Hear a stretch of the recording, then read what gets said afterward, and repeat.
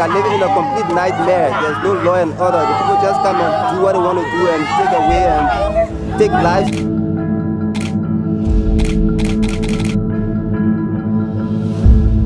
Pemimpin ini melangkah masuk dengan kepala tegak, yakin akan duduk di meja perundingan.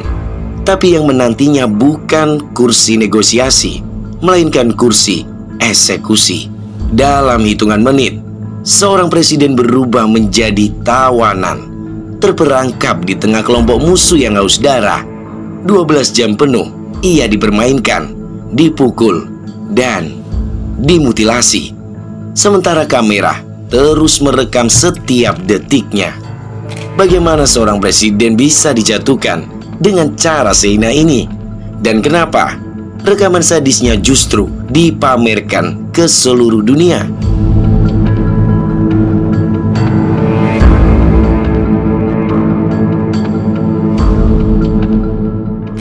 Liberia, akhir 1980-an. Negara kecil di Afrika Barat ini dulu dianggap stabil, bahkan menjadi sekutu dekat Amerika Serikat.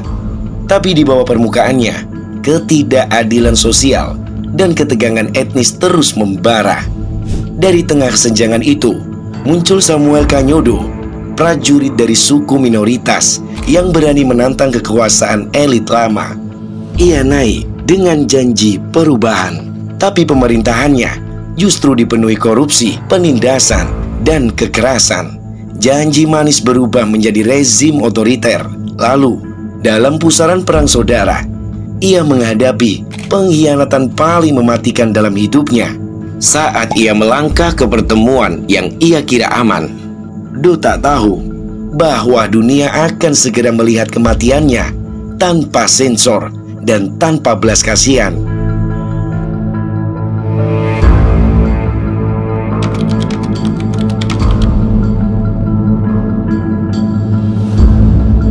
Awal 1980-an, Liberia tampak seperti negara Afrika yang beruntung. Ibu kotanya, Monrovia, punya gedung-gedung megah, pelabuhan sibuk, dan bendera yang mirip Amerika Serikat, sebuah simbol hubungan erat dengan Washington. Namun, di balik citra itu, negara ini sudah retak sejak lama. Sejak berdiri tahun 1847, kekuasaan mutlak berada di tangan kelompok Ameriko-Liberian, yakni keturunan budak Afrika yang dibebaskan dan dibawa kembali dari Amerika. Selama lebih dari seabad, mereka memegang jabatan penting, menguasai bisnis, dan mengatur hukum sesuai kepentingan mereka. Hubungan Liberia dengan Amerika Serikat begitu erat, sehingga dolar Liberia mengikuti nilai tukar dolar AS. Perusahaan asing seperti raksasa karet Firestone menguasai perkebunan luas, menjadi tulang punggung ekonomi, sekaligus simbol ketergantungan. Dalam masa Perang Dingin, Liberia menjadi pangkalan strategis Amerika di Afrika Barat yang memiliki stasiun intelijen dan fasilitas komunikasi penting. Sedangkan mayoritas rakyat yang berasal dari berbagai suku asli Liberia hidup terpinggirkan. Di pedalaman, kemiskinan merajalela. Di kota, perbedaan kelas sosial terasa menyakitkan. Elit berkulit lebih terang tinggal di rumah besar, sementara rakyat biasa mendiami gubuk kayu. Ketidakpuasan ini seperti bara yang menunggu percikan. Di tengah ketegangan itu, muncul seorang prajurit muda, Master Sarjan Samuel Kanyodo, anggota suku Khan dari wilayah Grand Gede. Latar belakangnya jauh dari kemewahan. Ia tumbuh di keluarga petani sederhana dan masuk militer sebagai jalan keluar dari kemiskinan. Bagi banyak prajurit muda, Doi adalah cerminan diri mereka, bukan bagian dari elit, tapi berani dan disiplin. Tahun 1980, Doi melihat peluang.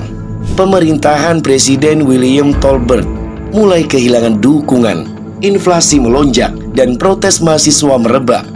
Bagi Doi, ini adalah saatnya membalikan peta kekuasaan Liberia, tapi dengan senjata, bukan pidato.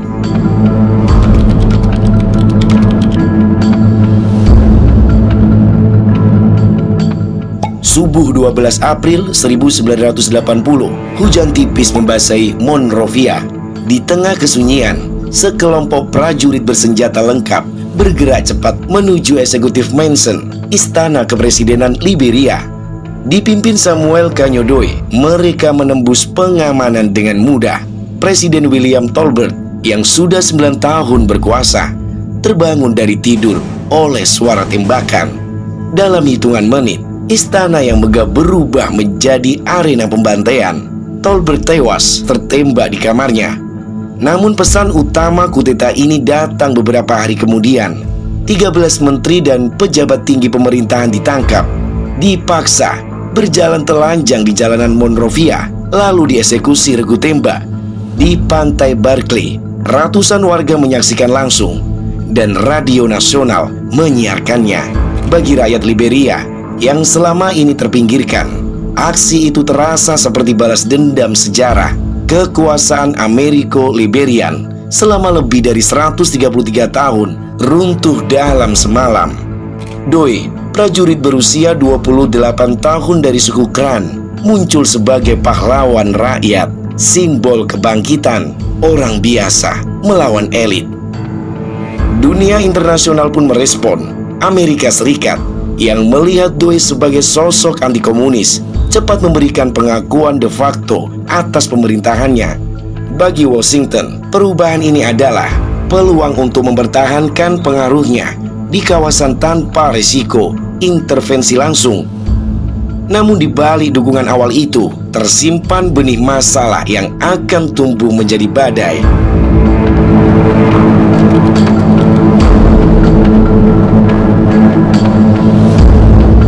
Setelah kudeta sukses, Samuel Kanyodoi membentuk People's Redemption Council atau PRC, sebuah dewan militer yang menguasai seluruh urusan negara. Ia berjanji menghapus korupsi, membuka jalan bagi rakyat jelata, dan menegakkan keadilan. Selama beberapa bulan, ia menikmati popularitas tinggi. Jalan-jalan di Monrovia penuh poster bergambar wajahnya. Rakyat memanggilnya anak desa yang mengalahkan elit. Namun euforia itu tidak bertahan lama. Kekuasaan yang awalnya dijanjikan untuk rakyat perlahan beralih menjadi alat mempertahankan posisinya. Pres mulai dibungkam, tokoh oposisi ditangkap, dan setiap kritik dianggap ancaman negara. Doi mengangkat orang-orang Kran ke posisi strategis di pemerintahan dan militer, sehingga menciptakan ketidakpuasan besar di kalangan suku Gio dan Mano. Puncaknya terjadi pada pemilu 1985. Doi melepas seragam militer, mencalonkan diri sebagai presiden sipil, dan memenangkan pemilu dengan hasil yang dipenuhi tuduhan kecurangan. Lawan politiknya, Thomas Kwiwonka, mencoba kudeta balasan, namun gagal. Kwiwonka ditangkap, dimutilasi, dan menurut banyak laporan, dalam satu episode paling gelap perang internal Liberia, bagian tubuhnya dimakan oleh pasukan loyalis Doi. Peristiwa ini mempertebal citra Doi sebagai pemimpin yang tak segan menggunakan kekerasan brutal demi mempertahankan kekuasaan. Dari pahlawan rakyat, ia berubah menjadi sosok yang ditakuti. Dan perubahan itu akan memicu gelombang perlawanan bersenjata yang segera menghantam Liberia.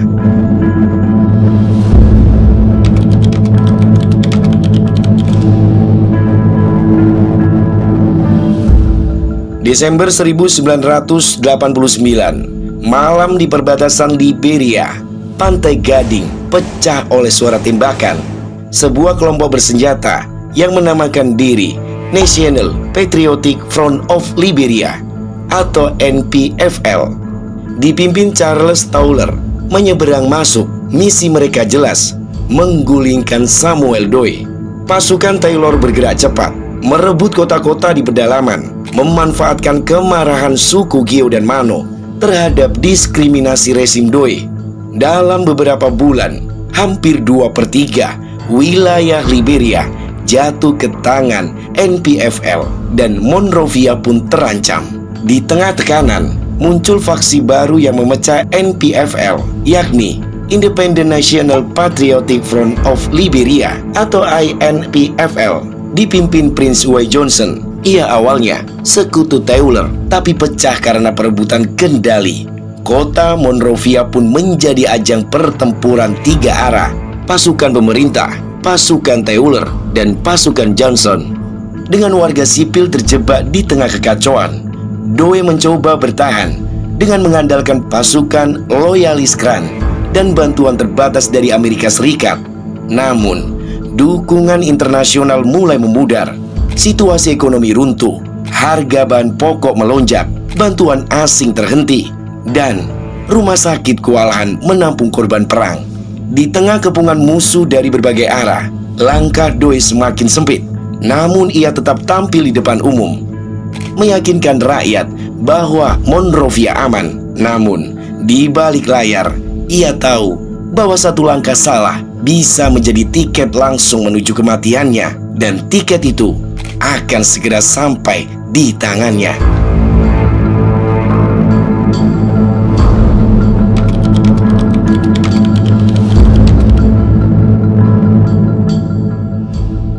(9 September 1990-an), Samuel Kanyo Doe melangkah ke markas pasukan penjaga perdamaian ECOMOG di Freeport, Monrovia. Ia percaya akan mengadakan pertemuan untuk membahas gencatan senjata. Namun yang menunggunya bukanlah meja perundingan, melainkan jebakan. Pasukan INPFL, pimpinan Prince Uwais Johnson, menyergap. Dalam hitungan detik, pengawalnya dilumpuhkan dan Doe diseret ke markas Johnson. Kamera video menyala. Apa yang terekam selama 12 jam berikutnya akan menjadi salah satu rekaman paling mengerikan dalam sejarah kudeta Afrika. Di kursi kayu, Doe diikat. Algojo memotong telinganya, menusuk tubuhnya dengan pisau, dan mematikannya perlahan dengan pukulan dan bakaran rokok. Wajahnya berlumuran darah, namun kamera tak pernah berhenti merekam. Sementara Johnson duduk santai, minum bir, dan memberi instruksi. Rumor liar pun muncul setelah kematiannya. Sebagian orang percaya tubuh Doe dimutilasi dan dimakan. Namun, tidak ada bukti sahih yang mendukung klaim ini. Tubuhnya kemudian dipamerkan di jalanan Monrovia, telanjang dengan luka-luka yang menceritakan kekejaman yang dialaminya. Dunia melihat, ngeri, tapi tak ada yang bisa mengembalikan hidupnya.